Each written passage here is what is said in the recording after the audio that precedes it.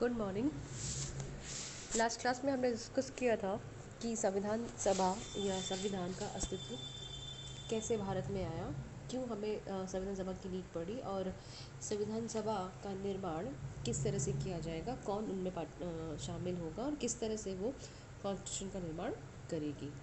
आज हम डिस्कस करेंगे कैबिनेट मिशन की योजना और संविधान सभा का गठन।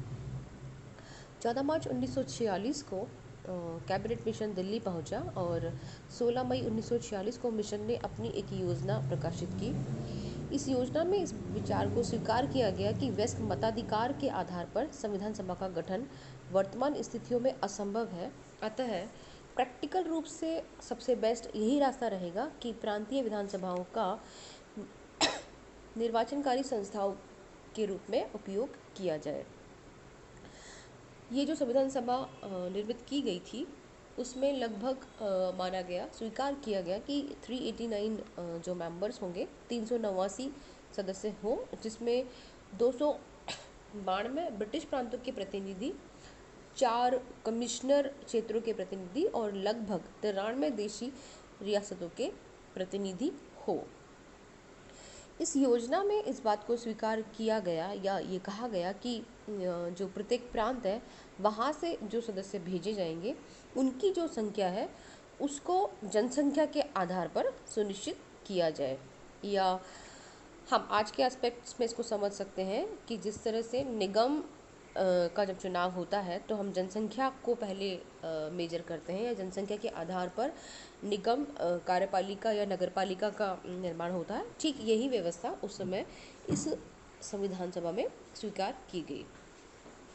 दूसरी बात, इस बात को भी स्वीकार किया गया कि लगभग 10 लाख की जो जनसंख्या होगी उस पर एक प्रतिनिधि जो है लिया जाएगा या एक प्रतिनिधि चुना जाएगा। दूसरी जो बात इसमें स्वीकार की गई या दूसरा जो एस्पेक्ट्स इसमें स्वीकार किया गया वो ये था कि प्रांतों को इस आधार पर दिए जाने वाले स्थान में उस प्रांत की जो प्रमुख जातियां हैं उनको उनकी संख्या के हिसाब से बांट दिया जाएगा और प्रत्येक जाति के प्रतिनिधि को उस जाति के सदस्यों के द्वारा चुना जाएगा। कहने का मतलब ये हुआ कि प्रत्येक जाति जो है वो अपना प्रतिनिधि खुद चुनेगी। मतदाताओं को लगभग 3 भागों में डिवाइड कर दिया गया, जिसमें साधारण, मुसलमान और सिख, जो कि सिर्फ केवल पंजाब में सुनिश्चित किया गया था, इनका डिवीज़न कर दिया गया। रियासतों को भी लगभग जनसंख्या के आधार पर ही प्रतिनिधित्व दिया गया। ये निश्चय किया गया कि रियासतों को भी उनकी पॉपुलेशन के आधार पर ही रिप्रेजेंटेटिव दिया जाए या रिप्रेजेंटेशंस दिया जाए, किंतु उनके जो प्रतिनिधि हैं उनका चुनाव जो है वो भारत से संविधान सभा के लिए चुने गए प्रतिनिधियों की समझौता समिति और देसी रियासतों की तरफ से बैठाई गई समिति के बीच आपसी जो समझाइश है या जो आपसी समझौता है उसके आधार पर या उस बातचीत पर तय होना था। प्रांतों के अलग संविधानों की भी योजना या प्रांतों के भी संविधानों की अलग से व्यवस्था की गई थी। इसमें इस बात को स्वीकार किया गया कि संविधान सभा की जो प्रारंभिक बैठक होगी, जो भी फर्स्ट जो बैठक होगी, उसके बाद में जो ये सदस्य हैं वो अपने आप को लगभग 3 भागों में डिवाइड कर लेंगे या 3 भागों में बांट लेंगे, जिसमें पहला जो भाग होगा, पहला जो हिस्सा होगा वो होगा हिंदू बहुमत वाले प्रांतों के प्रतिनिधियों का। दूसरा जो भाग बांटा जाएगा उसको मुस्लिम बहुमत वाले उत्तर पश्चिमी प्रांतों के प्रतिनिधि के रूप में स्वीकार किया गया और तीसरा जो हिस्सा था वो था मुस्लिम बहुमत वाले उत्तर पूर्वी प्रांतों के प्रतिनिधि। इस तरह से इन कैबिनेट मिशन ने एक योजना हमें बना करके तैयार की या योजना बना करके हमें दी, जिसमें स्वीकार किया गया कि किस प्रकार से, जिसमें बताया गया कि किस प्रकार से हम अपने संविधान सभा का निर्माण करेंगे। इस बात में कोई दोहराए नहीं है या इस बात को हम स्वीकार कर सकते हैं या करते भी हैं कि संविधान सभा का जो गठन था या संविधान निर्माण की जो योजना थी इसमें काफ़ी सारे दोष थे या दोष अवश्य थे, लेकिन तात्कालिक परिस्थितियों को यदि हम देखते हैं, चूँकि हम उस समय तक इंडिपेंडेंट नहीं हुए थे, और उस समय की परिस्थितियाँ ऐसी थी कि एक साथ स्वशासन दिया जाना या एक साथ कॉन्स्टिट्यूशन का निर्माण करना हम भारतीयों के लिए संभव नहीं था। तो इससे अच्छी योजना शायद कैबिनेट मिशन ने जो योजना हमें दी, इससे बेस्ट योजना हमारे लिए उस समय नहीं हो सकती थी। इस योजना का जो सबसे बड़ा हम गुण मान सकते हैं वो इस बात को मान सकते हैं कि मुस्लिम लीग द्वारा योजना की जो व्याख्या की गई उसके आधार पर, या मुस्लिम लीग ने जिस ढंग से भी इस चीज़ को स्वीकार किया उसी ढंग से या उसी रूप में कांग्रेस ने इसको स्वीकार कर लिया था। और मुस्लिम लीग के द्वारा संविधान निर्माण में पाकिस्तान की स्थापना के बीच देखते हुए इस योजना को स्वीकार कर लिया गया। या हम ये इस बात को स्वीकार कर सकते हैं कि कांग्रेस और मुस्लिम लीग ने उस समय की परिस्थितियों में इस योजना को स्वीकार करने से इनकार नहीं किया। संविधान सभा का गठन या चुनाव जो हुआ उसमें हम जब नज़र डालते हैं इलेक्शंस की सिस्टम्स की या इलेक्शंस डिविजन्स की या वोटिंग की, तो हम पाते हैं कि जुलाई 1946 में संविधान सभा का चुनाव हुआ और संविधान सभा के लगभग 389 सदस्यों के लिए, जो टोटल है 389 सदस्यों के लिए, प्रांतों के लिए 296 सदस्यों के लिए चुनाव हो पाए। चुनावों के परिणाम स्वरूप संविधान सभा में जो दलीय स्थिति थी उस पर हम नज़र डालते हैं तो देखते हैं कि कांग्रेस सबसे ऊपर थी और उसे 208 सीटें प्राप्त हुई थी। मुस्लिम लीग को सिर्फ 73 सीट्स मिल पाई और उसके अलावा जो छोटे मोटे जो दल थे या छोटे जो दल थे, यूनिस्ट पार्टी या Unionist Muslims, Unionist schedule caste, कृषक प्रजा पार्टी, अछूत जाति संघ और सिख एंड कम्युनिस्ट या स्वतंत्र निर्दलीय, इन सब ने एक एक सीटें या एक एक सीटें इनको मिल पाई और जो स्वतंत्र निर्दलीय जो पार्टी थी उसको उस समय लगभग 8 सीटें प्राप्त हुई। इस प्रकार लगभग 290 सीट्स के लिए उस समय इलेक्शंस हुए। संविधान सभा में जब अपनी स्थिति को देखा मुस्लिम लीग ने, तो मुस्लिम लीग ने पाया कि हम बहुत ही कमज़ोर स्थिति पर हैं, तो इन्होंने इसका बहिष्कार करने का निश्चय कर लिया। 9 दिसंबर 1946 को संविधान सभा के प्रथम अधिवेशन में मुस्लिम लीग के प्रतिनिधि सम्मिलित नहीं हुए। अब लीग ने पाकिस्तान को बिल्कुल से एक पृथक कॉन्स्टिट्यूशन की मांग शुरू कर दी थी और कांग्रेस और ब्रिटिश सरकार ने इस बात के भी बहुत प्रयत्न किए कि मुस्लिम लीग पाकिस्तान की हट को छोड़ दे, पर संविधान सभा के कार्य में सहयोग करने की बजाय उस मुस्लिम लीग ने संविधान सभा के कार्यों में विघ्न डालने की कोशिश की। और इस बात को हम स्वीकार कर सकते हैं या हम मान सकते हैं कि उस समय में आकर के पाकिस्तान की जो मांग थी वो उन्होंने एक्सेप्ट कर लिया, पाकिस्तान को मांगना शुरू कर दिया था। संविधान सभा में जिन लोगों ने काम किया या जो लोग शामिल थे उस पर हम जब नज़र डालते हैं तो पाते हैं कि भारत की संविधान सभा का गठन लगभग 3 चरणों में पूरा हुआ था।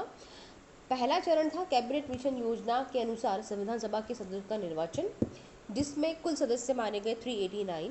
द्वितीय चरण की शुरुआत 3 जून 1947 को विभाजन की योजना से हुई और संविधान सभा का पुनर्गठन किया गया। उसमें 324 प्रतिनिधि हुआ करते थे।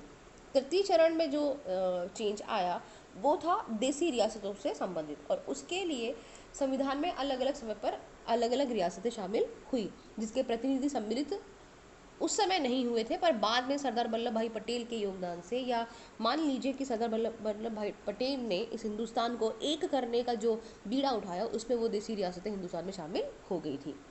संविधान सभा के प्रमुख सदस्यों पर जब हम बात करते हैं या हम ये देखते हैं कि उन लोगों जिन लोगों ने संविधान को बनाया उनमें कौन कौन महानुभाव शामिल थे, तो हम पाते हैं कि सरदार पंडित जवाहरलाल नेहरू, सरदार वल्लभ भाई पटेल, डॉक्टर भीमराव अंबेडकर, के.एम. मुंशी, गोपाल स्वामी आयंगर, अलादी कृष्णा स्वामी अय्यर, पट्टाभी सीतारामैया, श्रीमती दुर्गाबाई, ठाकुरदास भार्गव, मौलाना अब्दुल कलाम आज़ाद, इन सब का योगदान लगभग सबका बराबर था और इन सब के योगदान से ही एक कॉन्स्टिट्यूशन या संविधान सभा हमारे सामने आई थी।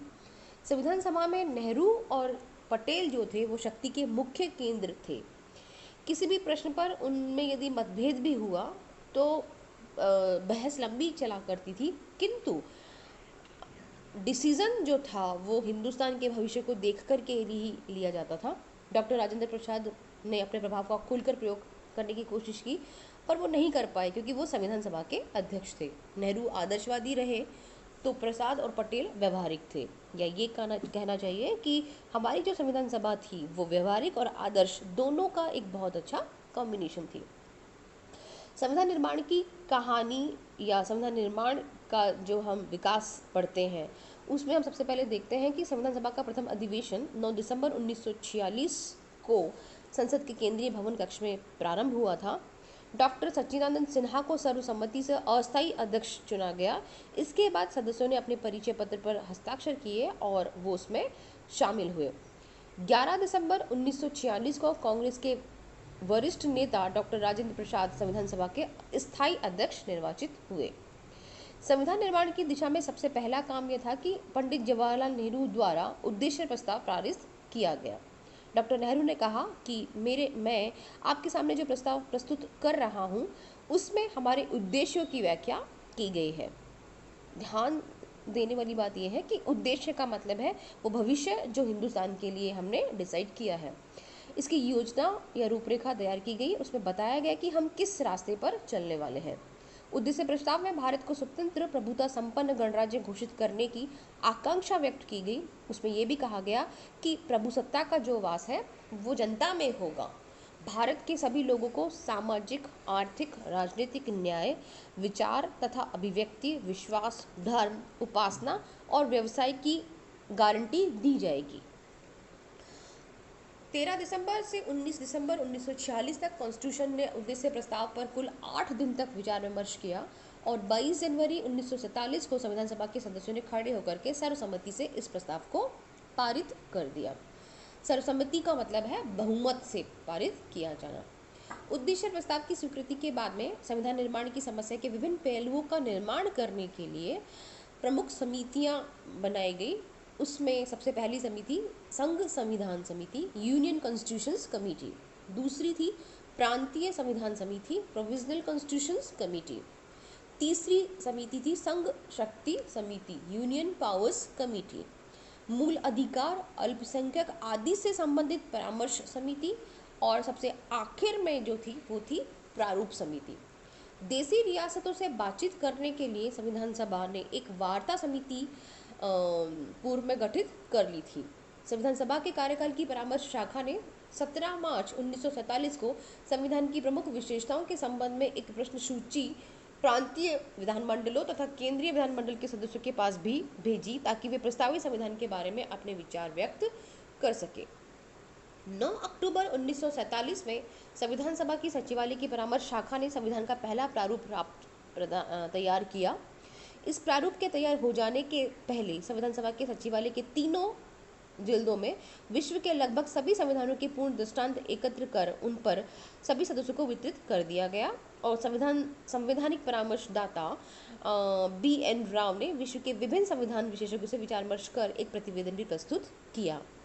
विश्व के विभिन्न संविधानों का अध्ययन करने के पीछे सिर्फ ये पर्पज़ रहा कि हम पूरे विश्व में जितनी भी शासन व्यवस्थाएं हैं उनमें जितनी भी अच्छी जो सिस्टम है, अच्छा जो प्रणाली है उसको हम एक्सेप्ट कर सके, क्योंकि हम बहुत बड़े डेमोक्रेटिक कंट्री से अपना कॉन्स्टिट्यूशन बनाने जा रहे थे और हम ये चाहते थे कि यदि हम व्यक्ति को राइट्स देते हैं तो कुछ ड्यूटीज़ भी दें।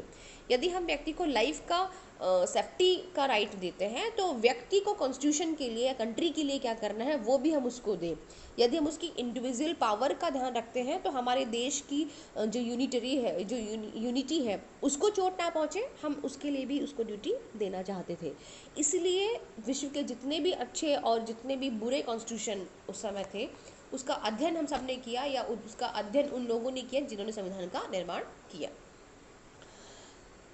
29 अगस्त 1947 को संविधान सभा ने प्रारूप समिति की नियुक्ति की और डॉक्टर अंबेडकर इस समिति के अध्यक्ष चुने गए।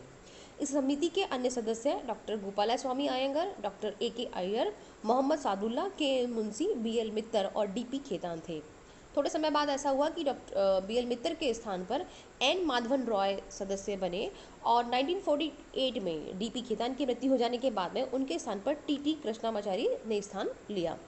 ड्राफ्टिंग कमेटी का जो बेसिकली काम था वो ये काम था कि संविधान सभा की परामर्श शाखा द्वारा तैयार किए गए कॉन्स्टिट्यूशन का परीक्षण करे और संविधान का प्रारूप तैयार करके विचार के लिए संविधान सभा के सम्मुख रखे।